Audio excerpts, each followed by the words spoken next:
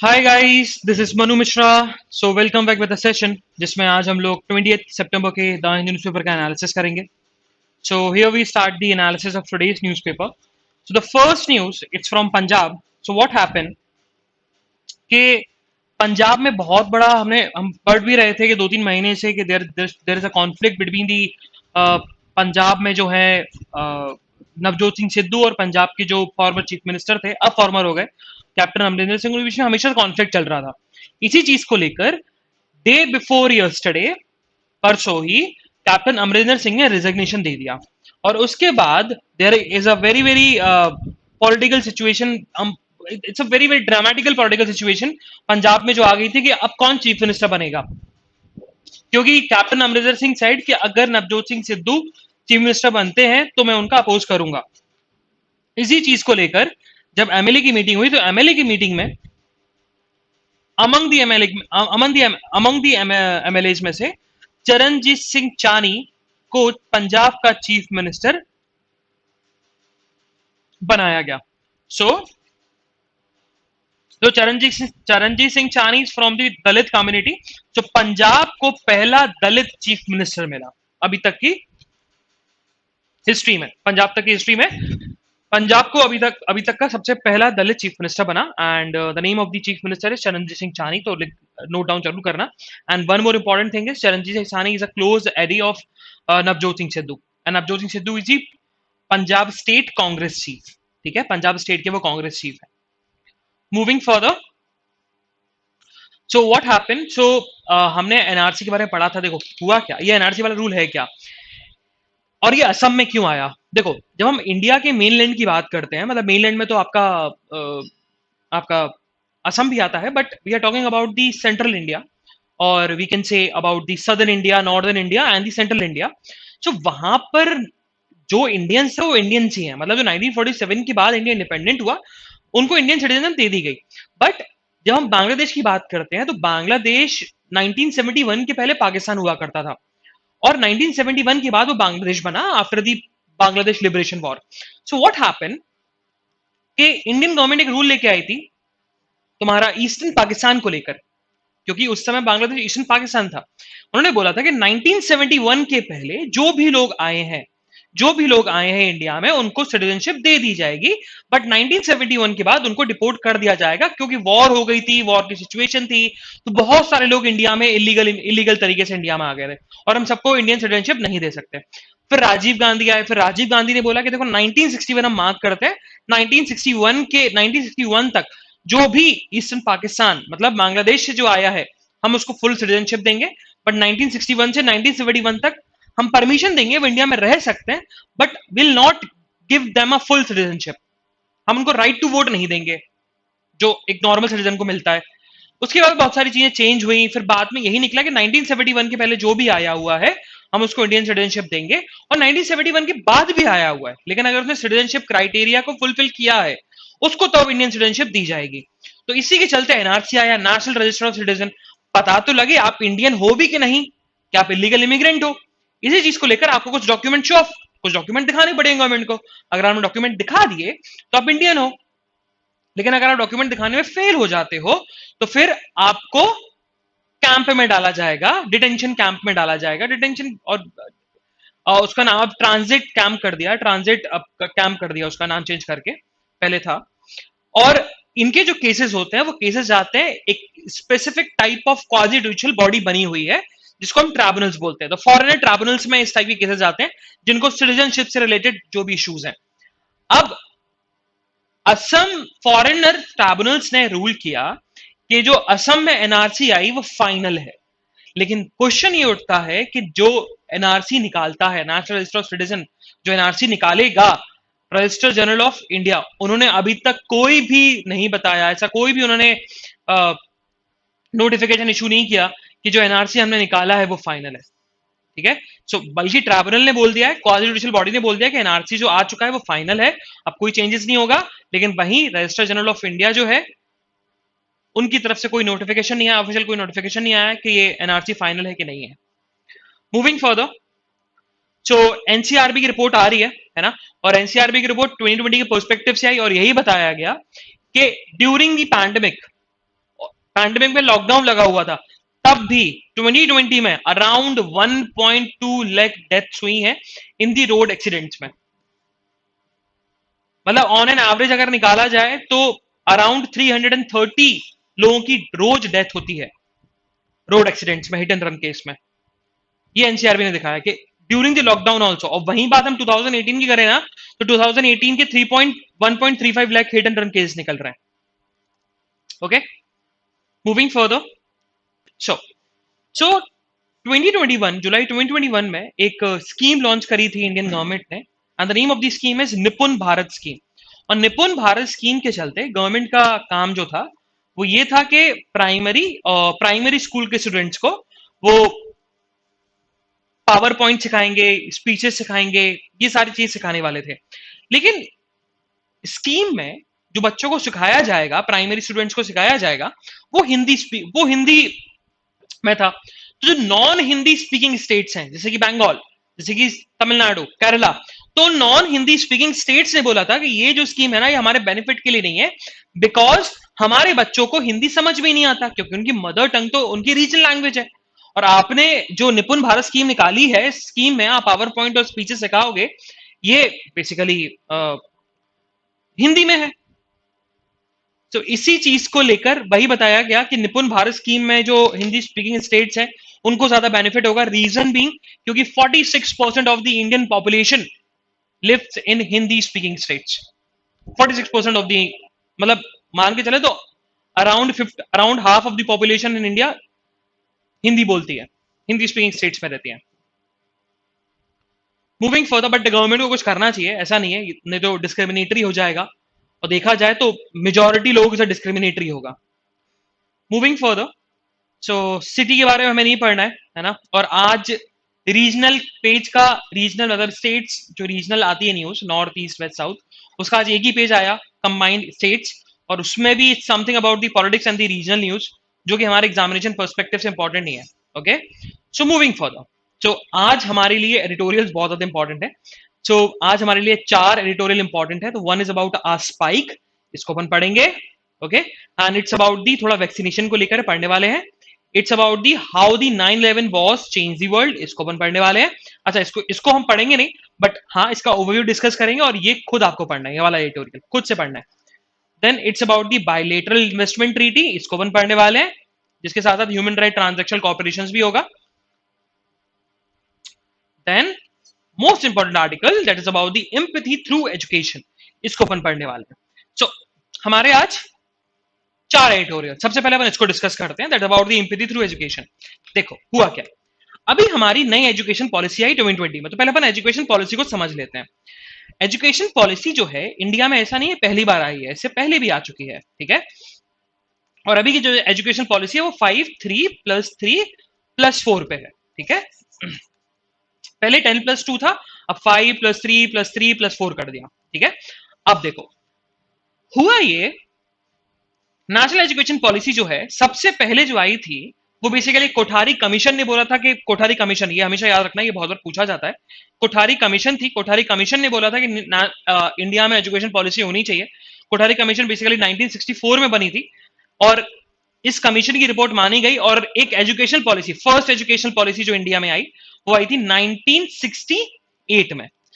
उसके बाद सेकंड जो आई वो आई आपकी 1986 में। हाँ, कुछ अमेंडमेंट आए थे, इसमें कुछ चेंजेस हुए थे जो कि पीवी नरसिम्हा लेके आए थे। 1992 में कुछ चेंजेस हुए थे जो पीवी नरसिम्हा राव लेके आए थे, और ये राजीव गांधी के समय में आई थी, और ये इंदिरा गांधी के समय में आई थी। और जो थर्ड आई है वो अभी आई है, दैट इज 2020 में, ठीक है। तो अभी तक इंडिया की 3 एजुकेशन, नेशनल एजुकेशन पॉलिसी आ चुकी है। First in 1968, second in 1986, third in 2020। अच्छा, ये अमेंडमेंट था, चेंजेस थे, तो ये नई एजुकेशन पॉलिसी नहीं थी, बस 1986 में कुछ चेंजेस आए थे 1982 में। अब बोलना क्या चाहता है ऑथर, है ना, इसमें बोलना क्या चाहता है ऑथर ने, क्या समझाने की कोशिश करी है in this editorial empathy through education. What happened, उन्होंने बोला, ऑथर ने बोला कि न्यू एजुकेशन पॉलिसी जो आई ना, न्यू एजुकेशन पॉलिसी में सोशल एंड इमोशनल लर्निंग का भी मेंशन होना चाहिए, उसको भी एक फेसेट जोड़ना चाहिए एजुकेशन का, that's also important facet of education, social and emotional learning. अब वही चीज ऑथर ने पूछा कि what is social and education learning, मतलब होता क्या है वैसे। तो वही बताया गया कि social and education learning is a process कि आप किसी दूसरे पर्सन के इमोशंस और उसके सोशल सिचुएशन को रिकॉग्नाइज कर सको या नेविगेट कर सको, मतलब जान सको। यही होता है social education learning, social and emotional learning. जैसे कि मेरे सामने कोई खड़ा हुआ है, अब अगर वो हंस रहा है तो मतलब ही इज हैप्पी, तो मैं उससे बात कर सकता हूं, मतलब एक नया इनिशिएटिव ले सकता हूं। बट ये चीज मुझे कैसे पता होगी?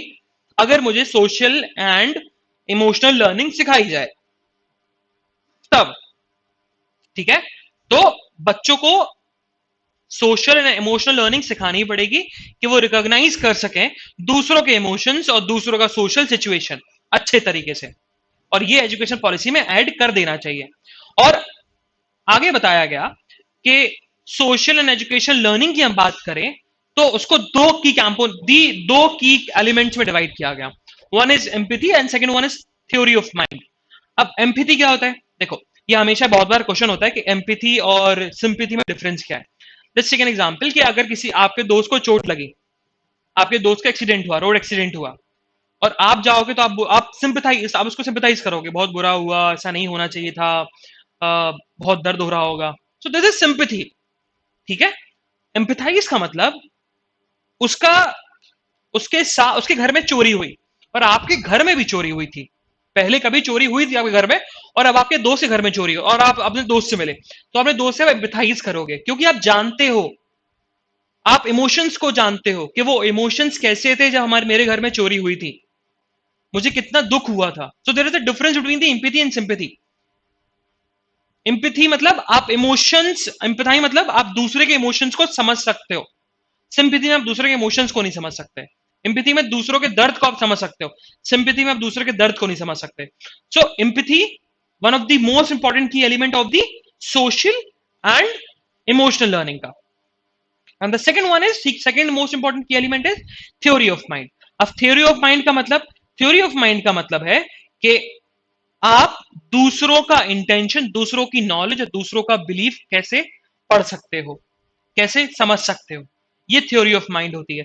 और रिसर्चर्स का कहना है कि जो स्टूडेंट जिनके पास अच्छी सोशल स्किल होती है, जिनके पास अच्छा इमोशनल रेगुलेशन होता है, उनके बहुत ज्यादा हाई चांसेस होते हैं कि फ्यूचर में बहुत ज्यादा वो सक्सेस करते हैं। ओके, देन आगे ऑथर ने यही बताया कि देखो, बिकॉज ऑफ द पैंडेमिक, अब इस 1.5 साल में बच्चों ने बहुत सारी चीजें खोई है, बहुत सारे बच्चों ने बहुत सारी चीजें खोई है।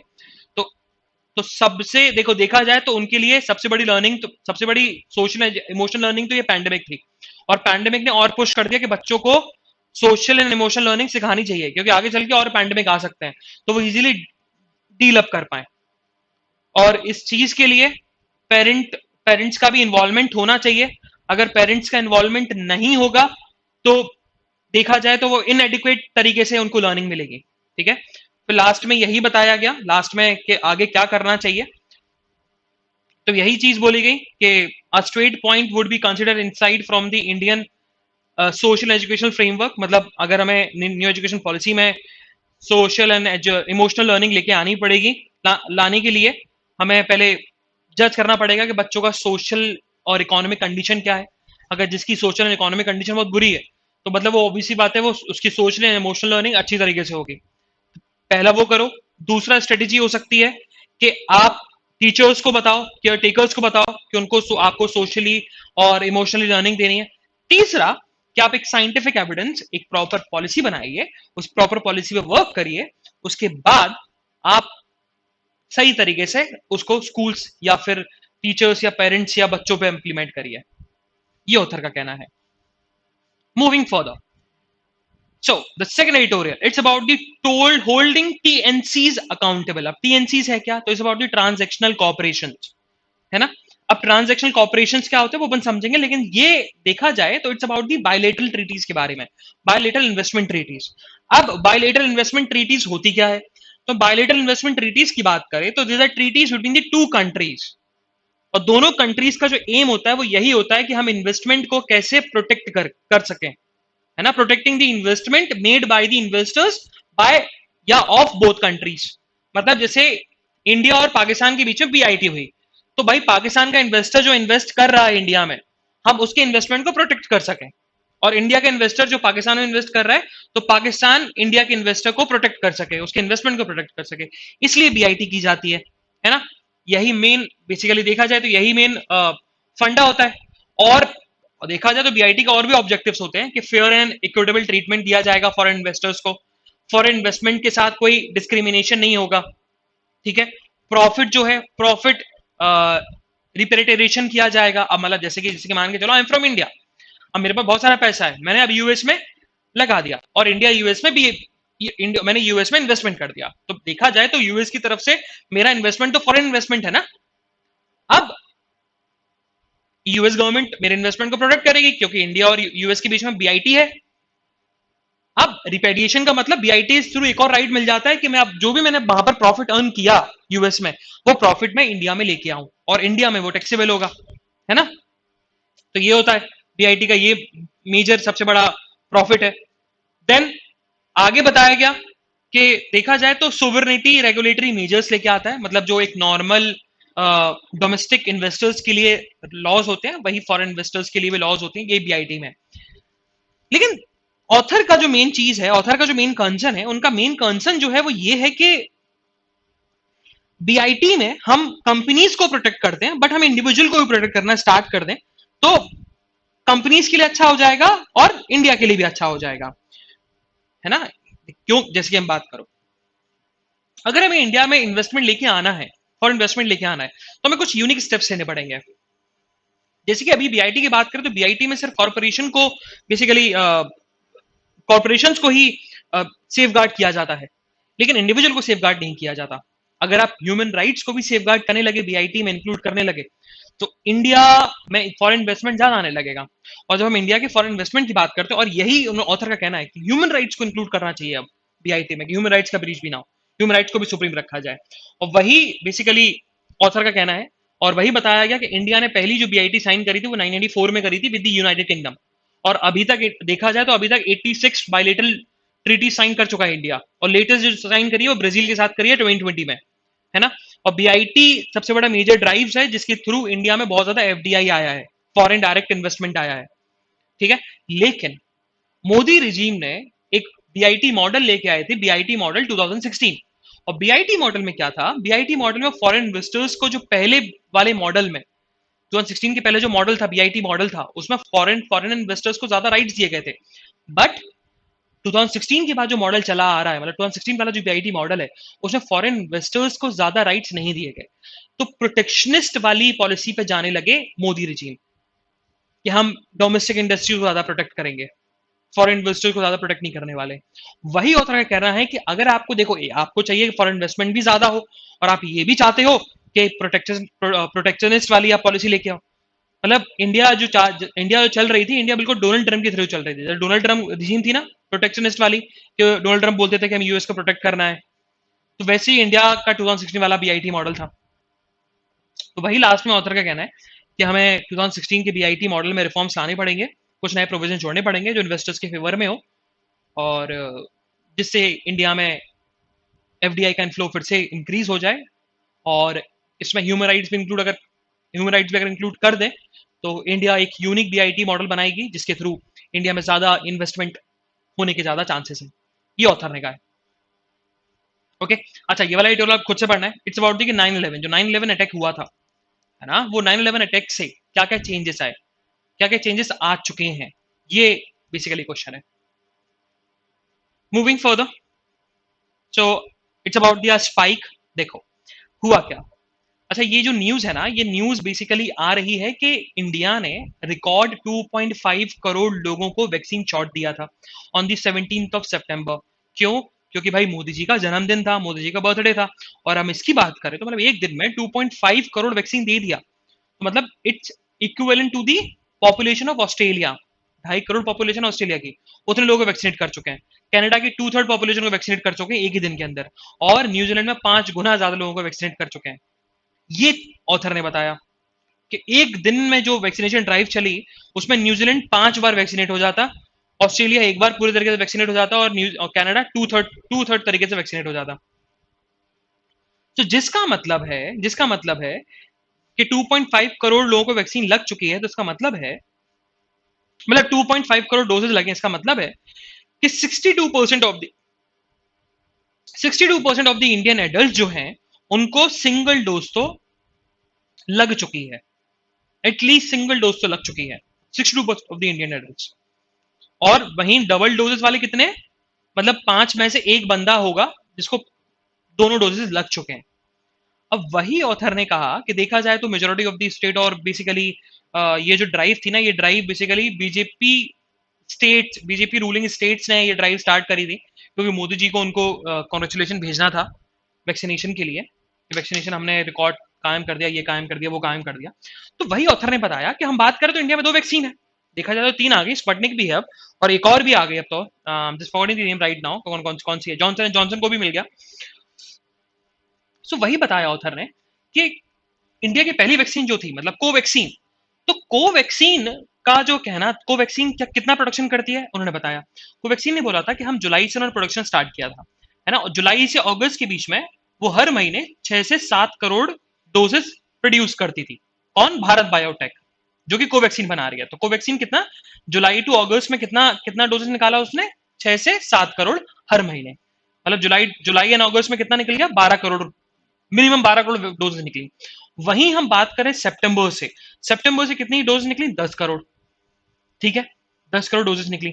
अब इसका मतलब क्या है, अगर हम यही देखा जाए इसका मतलब क्या है, तो अभी तक, मतलब दिसंबर तक, सॉरी, जुलाई से दिसंबर तक की हम बात करें तो 52 करोड़ डोसेस भारत बायोटेक बनाएगा, क्योंकि भाई इनिशियली 6 6 करोड़, जुलाई अगस्त के बाद 10 करोड़, सितंबर से आप कैलकुलेट करना स्टार्ट कर दो, 52 करोड़ डोजेस निकल रहे हैं, है ना, और 40 करोड़ डोजेस सितंबर से दिसंबर में सप्लाई होंगे। लेकिन लेकिन जब से ये वैक्सीनेशन ड्राइव शुरू हुआ है, कोवैक्सीन कितने डोजेस प्रोड्यूस कर पाई, 9 करोड़ डोजेस, सिर्फ 9 करोड़ डोजेस। मतलब 3 करोड़ डोजेस अभी भी कम प्रोड्यूस कर पाई है। तो वही ऑथर का कहना है कि अगर आप इस रिकॉर्ड पे ना फोकस करके, अगर आप फोकस करो वैक्सीन के प्रोडक्शन में, तो ज्यादा बेनिफिशियल होगा इंडिया के लिए और इंडिया की पॉपुलेशन के लिए। ये ऑथर का कहना है कि आप रिकॉर्ड कायम मत करिए, आपको रिकॉर्ड कायम करने की बिल्कुल जरूरत नहीं है। आपको है वैक्सीन प्रोडक्शन को अब जल्दी जल्दी बढ़ाओ, ठीक है, और जो अनवैक्सीनेटेड चिल्ड्रंस हैं, एडल्ट हैं, ओल्ड एज हैं, उनको आप वैक्सीनेट करिए, है ना, उनको आप सप्लाई करते रहो। ये ऑथर का कहना है। मूविंग फर्दर,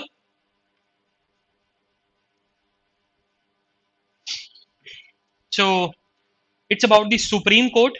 तो वही बात, तो सुप्रीम कोर्ट के कोलिजियम ने सेंट्रल गवर्नमेंट को 68 नेम भेजे हैं।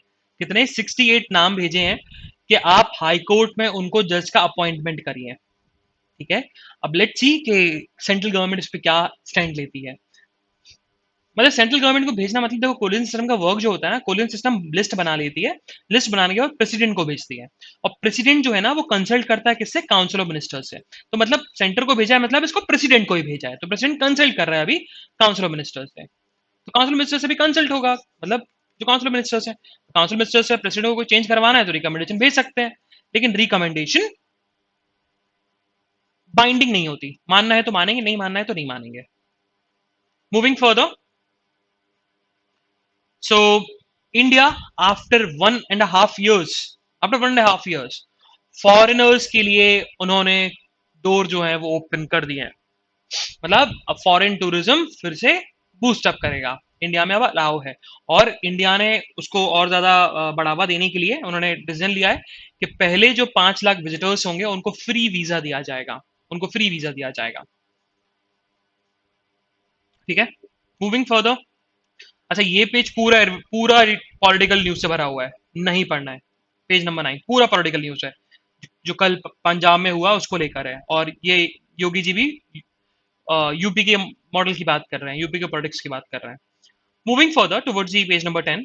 अब हुआ क्या, एक कंपनी है, देखा जाए तो एक कंपनी है, डिफेंस कंपनी, जो कि बेसिकली हेलेना करके कंपनी है, जिसने अभी इंडिया के डिफेंस सेक्टर ने उनको काम दिया था कि आप ऐसी मिसाइल बनाइए जो कि anti anti tank guided missile हो।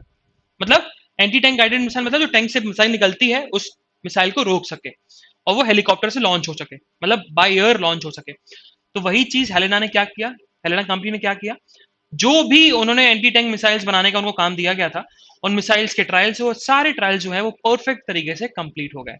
और बस हेलेना का कहना है कि हम लोग अब ट्रायल कंप्लीट हो चुके हैं, ट्रायल सक्सेसफुल रहा, अब बस इंडियन आर्मी का बस बचा हुआ है। इंडियन आर्मी आके बोल दे कि आप प्रोडक्शन स्टार्ट करिए, हाँ करिए, और हम काम करना स्टार्ट कर देंगे उसके प्रोडक्शन में। तो इंडिया को एक नई फिर से मिसाइल मिलने वाली है, that is about Nag anti tank guided missile. कौन बना रहा है? हिलेना। हिलेना, ओके, हमेशा याद रखना, Helena is a company, it's a name of the company, Helena and Dhruvstara. Moving further, so देखा जाए तो उड़ीसा का सबसे poorest district, and the name of the district is basically ये रहा, नाबार नगपुर। ठीक है, नाब Nabarangpur, Nabarangpur. So this is about the Nabarangpur. So Nabarangpur में रिसर्च एंड डेवलपमेंट लैब्स गई थी, मतलब रिसर्च एंड डेवलपमेंट को लेकर बहुत सारे वहां पर लोग गए, वहां पर सर्वे किया, और वहां पर वहां पर बहुत लोगों के साथ उन्होंने काम भी किया, वहां के लोगों के साथ। और वो जो रामबा, देखो राबा रंगर है, राबा रंगर जो जगह है, उड़ीसा का डिस्ट्रिक्ट जो है, वो इंडिया का सबसे पूरेस्ट और उड़ीसा का सबसे पूरेस्ट डिस्ट्रिक्ट है। और आर एन डी लैब्स के चलते वहां पर आर एन डी लैब्स गए, around 12 R and D labs गई, उनके वहां के मेंबर्स गए, वहां के लोगों की लाइवलीहुड में ट्रांसफॉर्म लेके आ गए। कैसे?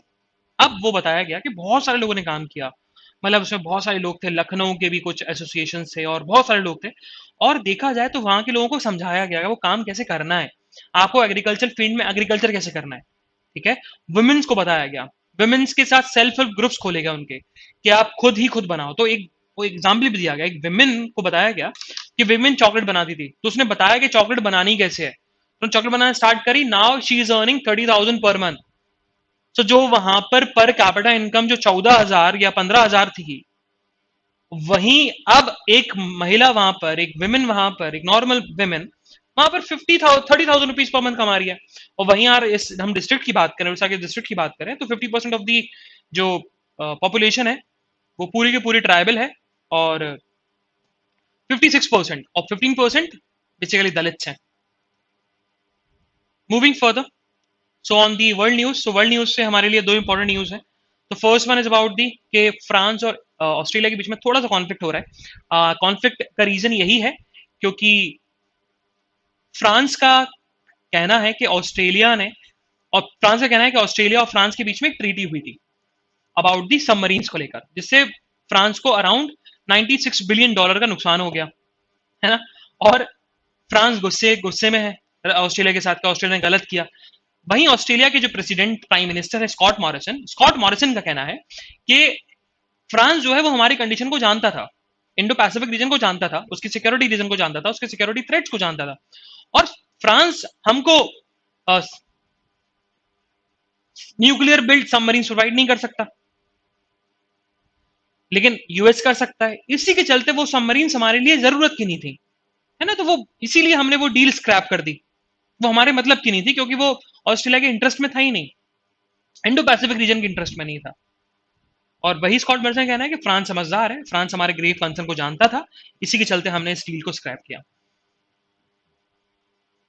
Moving further, so it's about Taliban ने कंफर्म कर दिया, तालिबान ने बोल दिया है कि विमेन जो काम करती थी अब काम नहीं करेंगे, कोई भी एक्सटर्नल वर्क नहीं करने वाली, मतलब घर से बाहर होकर वो काम नहीं करेंगे। हाँ, विमेन सिर्फ उन्हीं काम में अलाउड है जो सिर्फ विमेन कर सकते हैं और कोई नहीं कर सकता। ठीक है, सिर्फ वही काम विमेन करेंगे जो विमेन कर सकती थी, और बाकी जो काम विमेन करती थी लेकिन उस काम को मैन भी कर सकते हैं या कोई और कर सकता है, तो वो काम मैन करने वाले हैं, विमेन अब वो काम नहीं करेंगे। तो मतलब विमेन को लेकर बहुत ज्यादा स्ट्रिक्ट लॉज अब अफगानिस्तान में आने वाले हैं, धीरे धीरे आने वाले हैं। मूविंग फर्दर, सो बॉक्सर, बहुत फेमस बॉक्सर, और बहुत फेमस फाइट भी हुई थी, अगर किसी को पता याद होगा तो, फ्लोइड मेवेदर एंड फ्लोइड मेवेदर जो बेसिकली यूएसए के हैं, और फिलीपींस के जो हैं मैनी पैक्यो, तो मैनी पैक्यो दोनों के बीच में फाइट हुई थी, और अभी तक की सबसे हाईएस्ट बिडिंग शायद फाइट रही है, if I am not wrong, उस समय थी, अभी अगर शायद चेंज हुई, आई डोंट नो, बट हाँ उस समय थी। और वही बताया गया कि मैनी पेकोयो जो है, वो मैनी पेकोयो फिलीपींस में प्रेसिडेंट के इलेक्शन में रन करेंगे, और उन्होंने शपथ ली है कि वो गवर्नमेंट में जो भी करप्शन है ना, वो करप्शन खत्म कर देंगे फिलीपींस में। बाकी आज बिजनेस न्यूज आता नहीं है because today is Monday, so this is the analysis of today's newspaper. हम लोग कल फिर मिलेंगे with some exciting news, some exciting current affairs. तब तक के लिए bye bye, have fun and enjoy your day. Bye bye guys.